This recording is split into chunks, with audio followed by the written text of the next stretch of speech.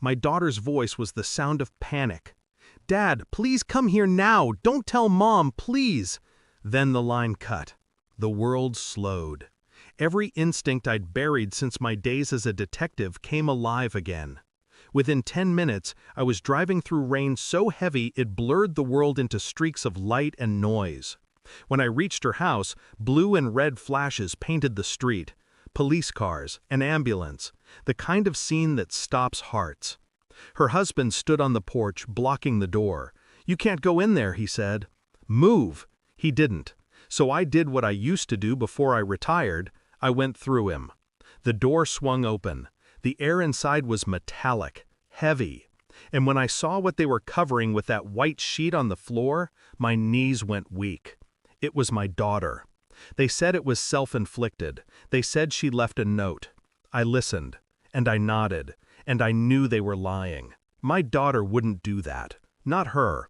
Not the same girl who used to call me after every argument with her husband, whispering, "I'll be fine, Dad. Don't worry about me."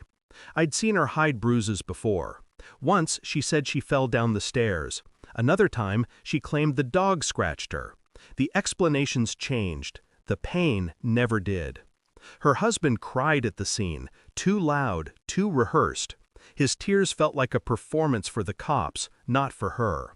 When I walked past him, I caught a faint smirk under his grief. It lasted half a second, long enough. I stood beside her covered body and promised her something silently. "I'll find what you were too afraid to say." Grief is a quiet teacher. It makes you listen. I began listening to the silence she left behind. Her journals, her texts, her emails. Each word she'd ever written felt like a breadcrumb leading somewhere dark. Her husband, Mark, didn't know I still had her old laptop. I found an encrypted folder buried beneath fake invoices. I cracked it open. Inside, videos. She had been recording him. The fights, the threats. And one clip froze me. Mark stood over her, drunk, shouting about what happens if you ever talk. He hit her, hard. She fell. The video cut off. I didn't go to the police.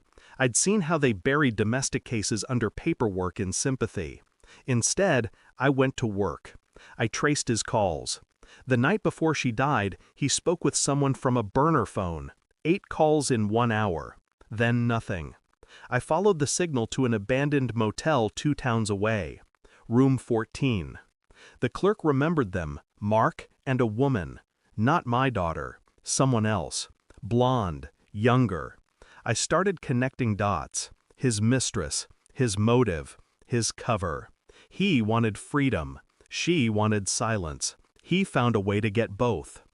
2 weeks later, I met the lead detective on her case. I handed him a flash drive with everything. Recordings, GPS logs, timestamps. He promised to look into it. He didn't. So I called someone I trusted, a former colleague who owed me.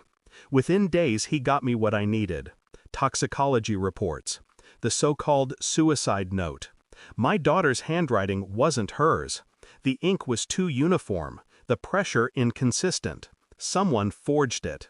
The autopsy showed bruising on her wrists, defensive wounds. She didn't die by choice. She died by someone's hands. Mark's hands. That night, I went to see him. He was drinking by the fire, pretending to mourn.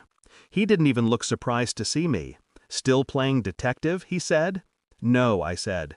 "Just a father who knows."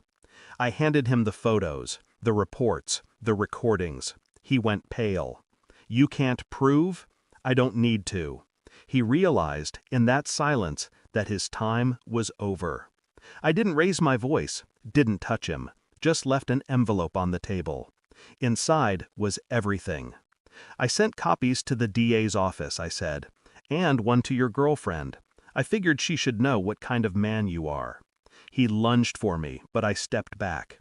His rage was hollow now, an animal trapped in its own lie. "I didn't mean—" "Tell it to her," I said, nodding toward the photo of my daughter in the corner. "She's the only one who'd ever believe you."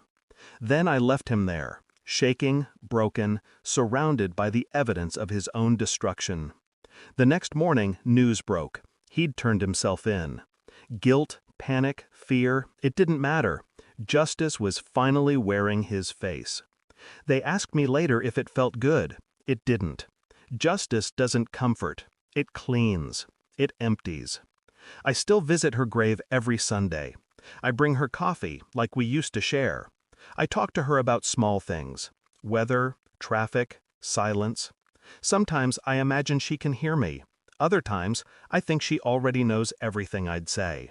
I don't hate Mark anymore. Hatred's too human for what he deserves. I just remember the look on his face when he realized I'd already won. And when I walk away from her grave, I whisper the same words every time. You're free now. Thanks for watching. Don't forget to like, share, and comment.